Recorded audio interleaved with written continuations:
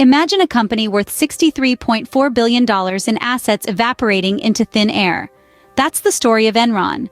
Once a titan of the energy sector, this colossal corporation suddenly and shockingly declared bankruptcy. At the time, it was the most substantial corporate bankruptcy in American history, leaving many to question how such a seemingly invincible entity could crumble so abruptly. So how did this happen? How did one of America's biggest companies fall so dramatically?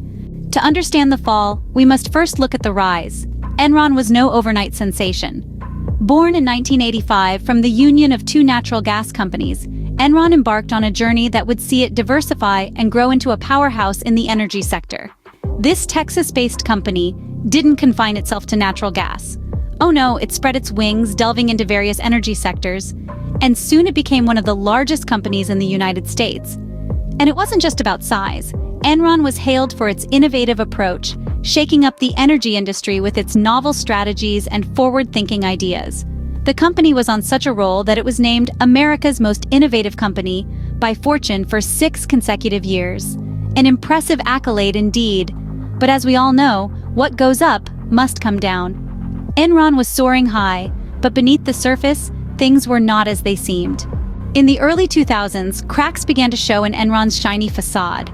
No longer was it the beacon of innovation and success it had once been. Instead, it had become a house of cards, teetering on the brink of disaster. Financial irregularities began to emerge, raising eyebrows and setting tongues wagging. One of the primary culprits was the use of special-purpose entities, or SPEs. These shadowy constructs were used to hide debt and inflate profits, painting a rosy picture of Enron's financial health. In reality, they were merely smoke and mirrors, a facade to hide the rot that had set in. But the SPEs weren't acting alone. At the helm of this financial sleight of hand were the company's top executives and auditors. They were the puppet masters, pulling the strings, orchestrating the grand illusion that Enron was thriving. Their role in the scandal cannot be understated. They were the architects of the deception, building a castle of lies that was destined to crumble. As the truth began to surface, the auditors, instead of raising the alarm, chose to turn a blind eye. They were complicit in the deception, their silence bought by the promise of hefty fees. It was a game of high stakes, and they were all in. By the end of 2001, Enron's deception was exposed to the world. The curtain had been pulled back, revealing the ugly truth behind the illusion. The giant had fallen and the shockwaves were felt around the globe. In December 2001, Enron filed for bankruptcy. This marked the beginning of the end for what was once the 7th largest corporation in America. The aftershock of this financial earthquake was felt far and wide. Top executives, including former CEO Jeffrey Skilling and founder Kenneth Lay, faced criminal charges for their part in the scandal. The ripple effects didn't stop there. Arthur Andersen, one of the top 5 accounting firms globally and Enron's auditor, collapsed under the weight of its own involvement in the scandal. Thousands of employees were left jobless, their pensions evaporated into thin air, and their trust in corporate America shattered. The loss was not just financial, it was deeply personal and profoundly societal. In the end, the fall was not just about numbers on a balance sheet. It was about accountability, trust, and the human cost of corporate greed. The fall of Enron sent shockwaves through the financial world and changed corporate America forever.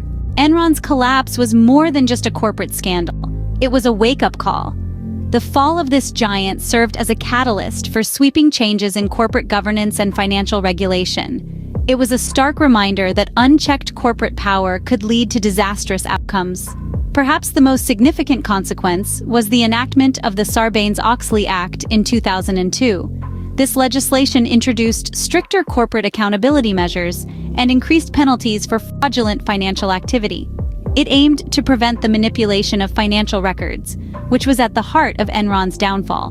Moreover, Enron's collapse shaped the way businesses operate today. It put a spotlight on the importance of ethical business practices and transparent financial reporting. Companies worldwide now place greater emphasis on corporate responsibility and integrity, recognizing that trust and honesty are not just moral imperatives, but also crucial for sustainable success. Enron's story is a cautionary tale of greed, deception, and the catastrophic consequences of unchecked corporate power.